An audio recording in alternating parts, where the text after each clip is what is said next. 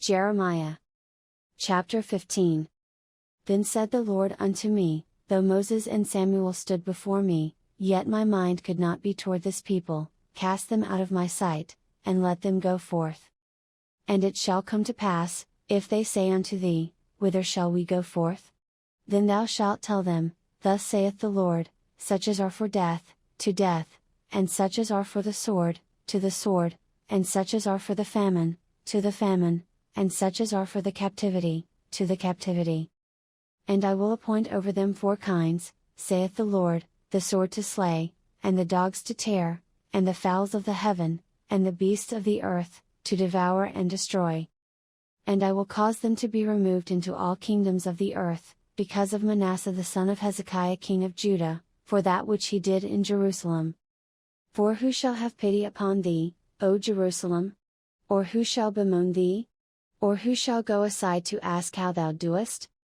Thou hast forsaken me, saith the Lord, thou art gone backward, therefore will I stretch out my hand against thee, and destroy thee. I am weary with repenting. And I will fan them with a fan in the gates of the land, I will bereave them of children, I will destroy my people since they return not from their ways.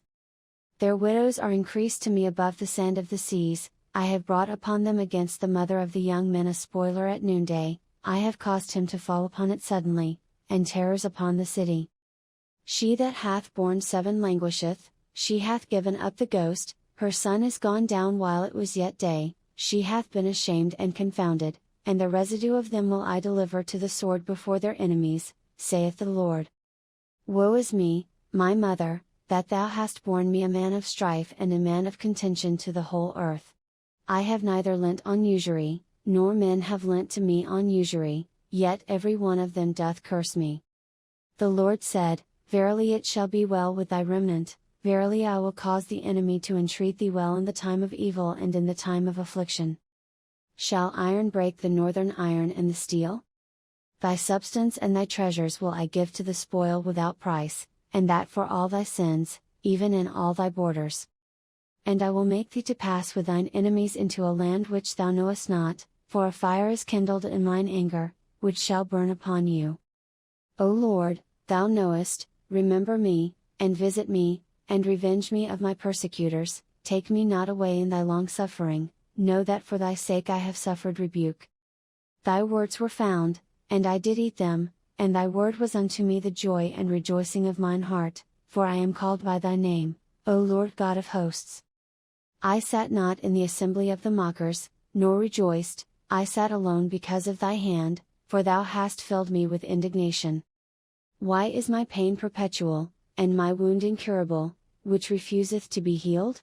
Wilt thou be altogether unto me as a liar, and as waters that fail?